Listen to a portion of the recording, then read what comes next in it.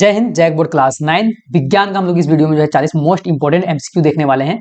और आप लोग को बता दें कि आप लोग का जनवरी में एग्जाम होने वाला था, लेकिन उस समय नहीं हुआ। तो उस समय भी जो है आप लोग का एग्जाम का तैयारी बहुत अच्छे तरीके से करवा दिया गया था और वहां भी जो है बहुत ज्यादा वीडियो जो है आप लोग का अपलोड किया गया था। तो उसका लिंक जो है डिस्क्रिप्शन में दिया हुआ है, आप वहां से सारा वीडियो को देख लीजिए।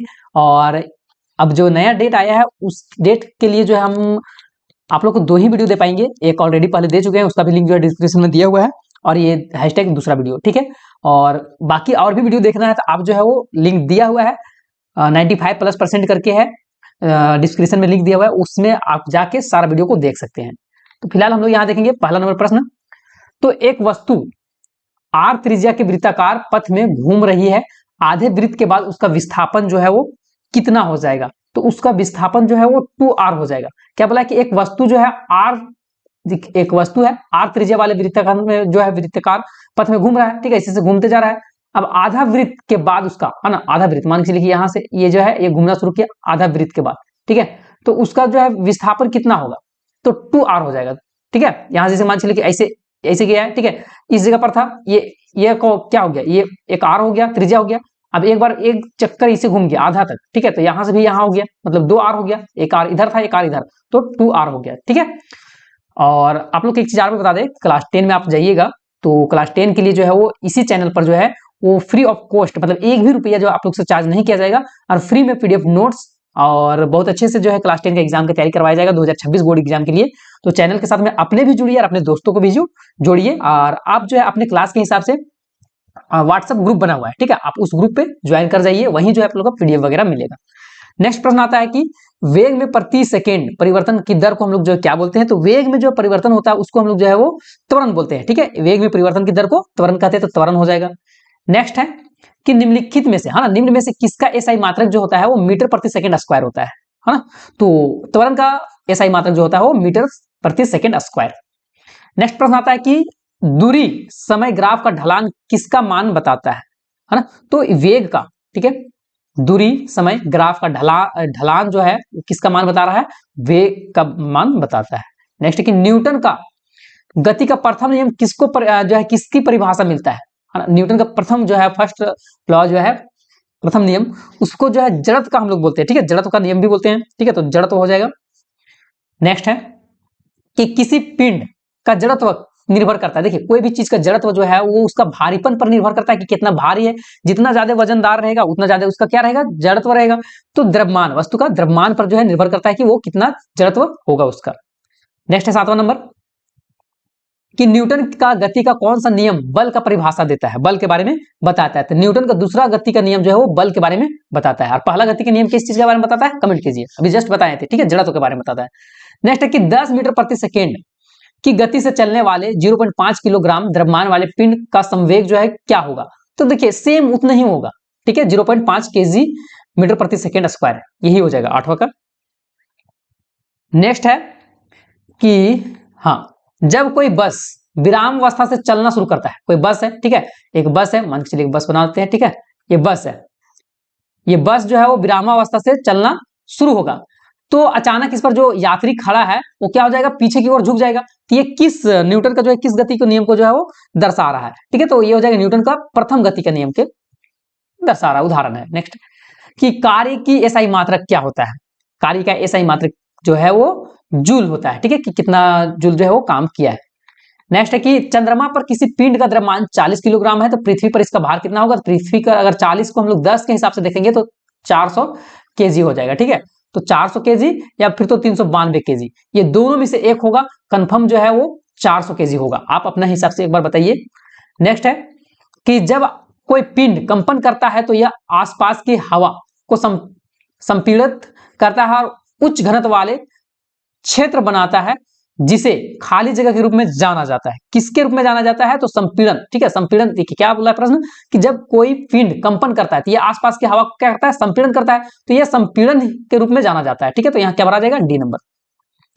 नेक्स्ट है कि वह घटना जहां उत्पन्न ध्वनि परावर्तन के कारण पुनः सुनाई देता है, उसको हम लोग जो है वो क्या कहते हैं। ठीक है, प्रश्न क्या है कि वह ध्वनि जो प्रावर्तन, जैसे मान लीजिए दीवार है, ठीक है, अब इधर से साउंड बज रहा है, यहाँ टकराया और टकराने के बाद वापस इधर मुड़ जाएगा, किसको लोग क्या बोलते हैं, गूंजना बोलते हैं। अरे गूंज रहा, आवाज गूंज रहा है। ठीक है, आप लोग हॉल में जाते हैं, ठीक है, तो वहां कुछ बोलते हैं, या फिर तो घर में जो है खाली खाली सा कमरा है, उसमें कुछ बोल रहे हैं तो गूंजता है ना, बोलते हैं ना गूंज रहा है, तो बोल रहे हैं उसी को, आवाज को जो है वो टकरा टकरा रहा है। ठीक है, नेक्स्ट है कि निम्नलिखित में से किस पदार्थ के कणों के बीच आकर्षण बल सबसे कम होता है ना। तो कार्बन डाइऑक्साइड में जो है आकर्षण बल जो है वो सबसे सबसे कम होता है। ठीक है, नेक्स्ट आता है कि किस तापमान पर पानी ठोस और द्रव दोनों अवस्था में पाया जाता है, मतलब कितना डिग्री टेम्परेचर रहेगा कि पानी जो है ठोस में भी हो जाएगा और द्रव में भी हो जाएगा। ठीक है, तो 0 डिग्री सेल्सियस में पानी ठोस में भी रहता है और द्रव में भी रहता है। नेक्स्ट है कि 10 ग्राम जल में, है ना, 10 ग्राम जल में 20 ग्राम चीनी मिलाया जाता है, तो उसकी विलयन की सांद्रता प्रतिशत जो है वो कितना होगा। तो सबसे पहले हम लोग यहाँ करेंगे क्या, तो करेंगे यहाँ देखेंगे कि पहले मतलब मिलाया कितना गया है, 20 ग्राम चीनी मिलाया जा रहा है, टोटल मिला के कितना हो गया 120 ग्राम, 20 ग्राम ये हो गया और 100 ग्राम ये था। ठीक है, तो 120 हो गया, अब गुने 100 कर देंगे। ठीक है, अब इसको क्या करना, क्या है तो करना ये है, इसको काट देना है। ठीक है, भाग दे देना है। हाँ, जब इसको आप पूरा पूरी भाग दीजिएगा ना, इसको भागा दे दीजिएगा, तो आपका 16 ये आ जाएगा 16.1/2 ये आपका आंसर आएगा। ठीक है, इसको भाग देने के बाद नेक्स्ट है कि घनत्व का एसआई मात्रक क्या होता है। ठीक है, तो घनत्व का एसआई मात्रक जो है केजी घन होता है। ठीक है, केजी प्रति घन। नेक्स्ट है कि दिए गए कौन सा गुणधर्म निलंबन है, यह बताना कि निलंबन इसमें से कौन है, तो यह एक विषमांगी मिश्रण होता है निलंबन, तो सी नंबर हो जाएगा। नेक्स्ट है कि कपूर और नमक मिल गया है एक में, और इसको हम लोग जो है अलग करना है, कौन सा विधि को हम लोग जो है प्रयोग करेंगे कपूर और नमक को अलग करने के लिए, तो ऊर्ध्वपातन विधि का प्रयोग करेंगे, ताकि जो है कपूर और नमक को अलग कर पाए। द्रव्यमान संख्या बराबर होता है किसका, है ना, तो प्रोटॉन और न्यूट्रॉन की संख्या के बराबर। ठीक है, द्रव्यमान की संख्या बराबर होता है प्रोटॉन और न्यूट्रॉन की संख्या के बराबर होता है। नेक्स्ट है कि NH3 का आणविक द्रव्यमान क्या होगा, तो 17 यूनिट।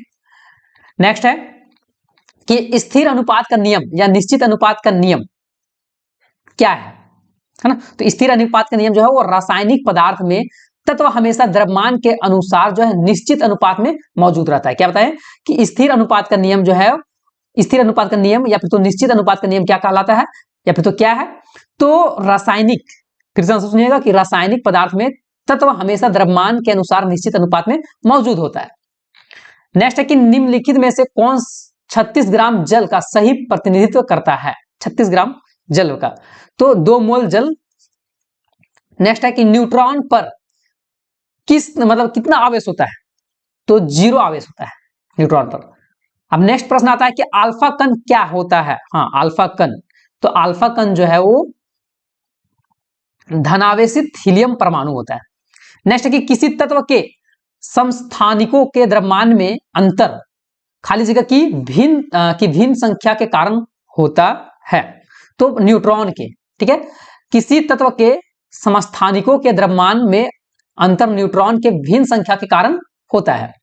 नेक्स्ट है कि कोशिका भित्ति बनी होती है, कोशिका भित्ति किस चीज से बनी होती है, तो सेलुलोज से बनी होती है।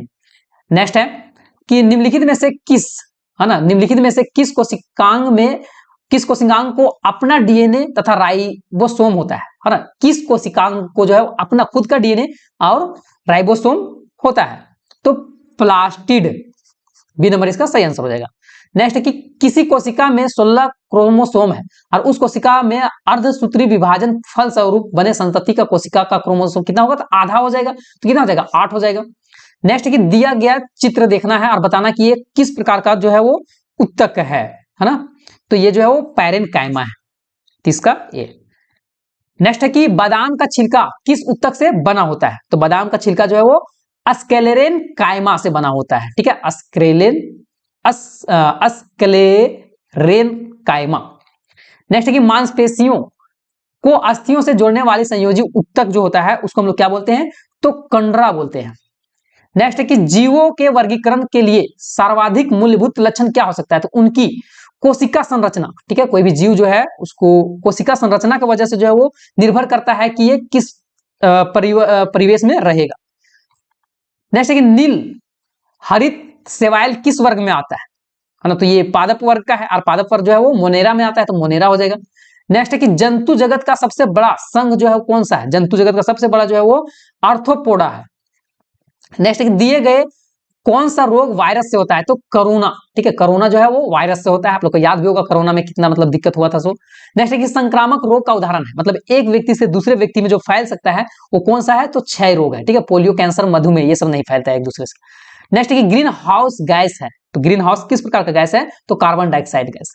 नेक्स्ट है दिए गए पोषक पदार्थ में पौधे के लिए कौन सा वृहद पोषक पदार्थ है? हाँ, तो नाइट्रोजन, पौधे के लिए नाइट्रोजन। लास्ट प्रश्न है कि वायुमंडल में पाए जाने वाले ऑक्सीजन के विषैले अणु को जो हम लोग क्या बोलते हैं? तो उसको बोलते हैं ओजोन। तो ये 40 मोस्ट इंपोर्टेंट प्रश्न था, और इससे पहले भी जो है आप लोग का बहुत सारा वीडियो करवा दिए हैं, आप लोग का बहुत सारा क्वेश्चन आंसर भी करवा दिए हैं। तो आप लोग लिंक जो है डिस्क्रिप्शन में दिया हुआ है, वहां से जाके देख सकते हैं। तो मिलेंगे हम लोग नेक्स्ट मैथ या फिर तो सोशल साइंस के साथ में। तब तक के लिए फिर जय हिंद, जय भारत, जय झारखंड, जोहार झारखंड।